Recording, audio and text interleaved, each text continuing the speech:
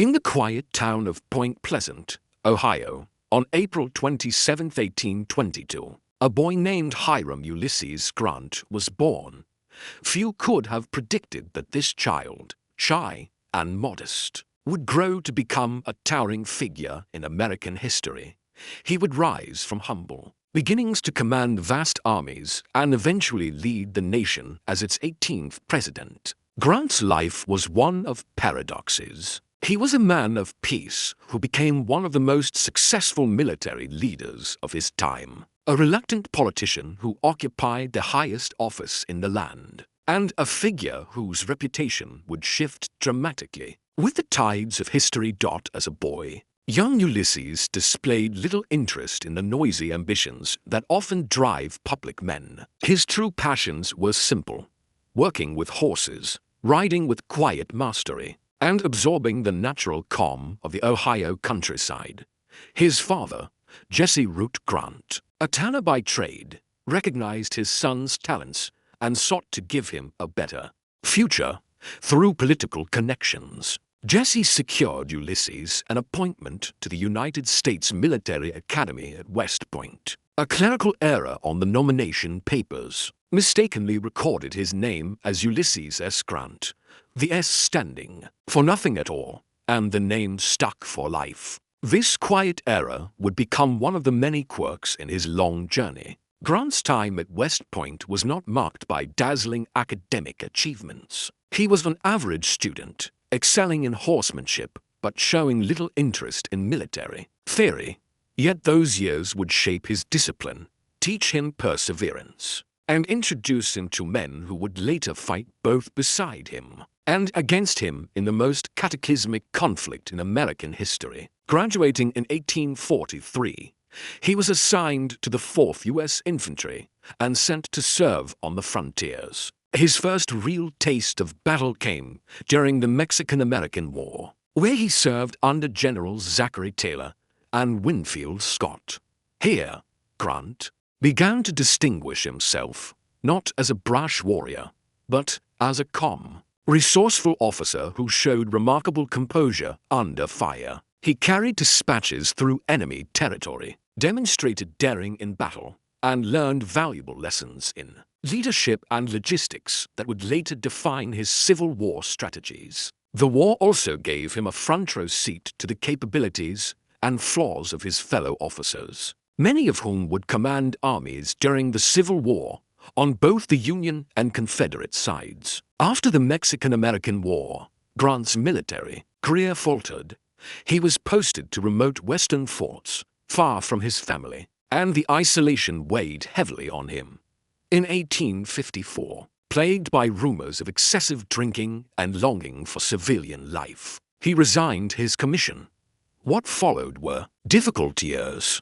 He tried farming, selling firewood, and even working in his father's leather store. But none of these ventures brought much success. Financial struggles were a constant shadow. To many, he seemed destined to live out his days as an obscure, failed officer. But history was waiting. In 1861, the outbreak of the Civil War transformed Grant's fortunes. With the Union desperate for experienced officers, Grant was commissioned as a colonel and quickly demonstrated his value. His early victories at Fort Henry and Fort Donelson in Tennessee brought him national attention. It was at Donelson that he famously demanded unconditional and immediate surrender from the Confederate forces, earning him the nickname Unconditional Surrender Grant. His aggressive approach stood in stark contrast to the caution of many Union generals, and President Abraham Lincoln took notice. The Battle of Shiloh in April 1860 tested Grant like never before. The two-day conflict was one of the bloodiest in American history up to that point, with staggering casualties on both sides. Though criticized for being caught off guard on the first day, Grant rallied his forces and secured a hard-fought victory. Lincoln, despite public criticism, defended him with the now famous remark, "I can't spare this man, he fights." This steadfast support allowed Grant to continue his rise. By 1863, Grant faced one of the most critical campaigns of the war, the Siege of Vicksburg, a Confederate stronghold on the Mississippi River. Demonstrating remarkable strategic skill, Grant maneuvered his army through difficult terrain, cutting off the city's supplies and forcing its surrender after a prolonged siege. The victory at Vicksburg, coupled with the triumph at Gettysburg by General Meade, marked a turning point in the war.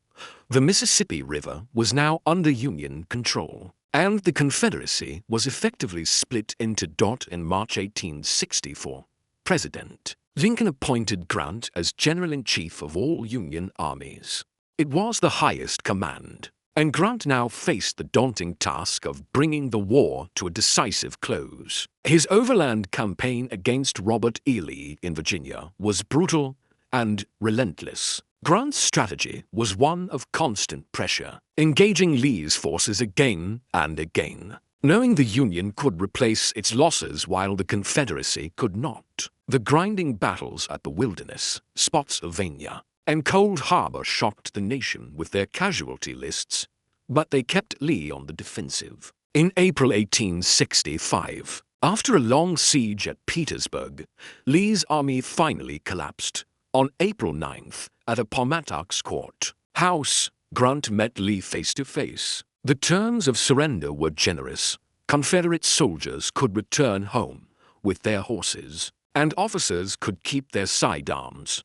Grant wanted peace, not humiliation. His magnanimity in victory helped to heal the nation's wounds, at least. In the immediate aftermath. After the war, Grant became a national hero. In 1868, riding the wave of his popularity, he was elected President of the United States. His presidency was marked by efforts to protect the rights of newly freed African Americans. During Reconstruction, support for the 15th Amendment guaranteeing voting rights, and a commitment to national unity. However, his time in office was also plagued by economic turmoil and scandals involving members of his administration. Though personally honest, Grant was often too trusting of those around him, and his legacy as president would be debated for decades. Following his presidency, Grant embarked on a 2-year world tour, where he was welcomed as a hero in countries across Europe and Asia.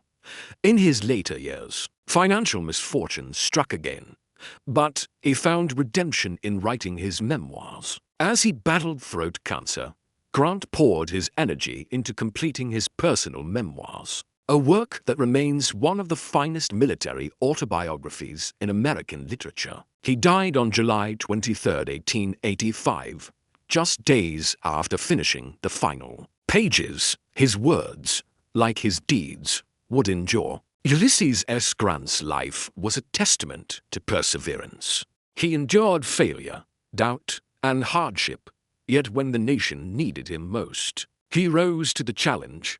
As a general, he brought the Union to victory. As a president, he sought peace and justice, and as a man, he faced his trials with quiet determination. His story remains one of the great American journeys, the rise of an ordinary man to extraordinary heights, forever etched into the fabric of history.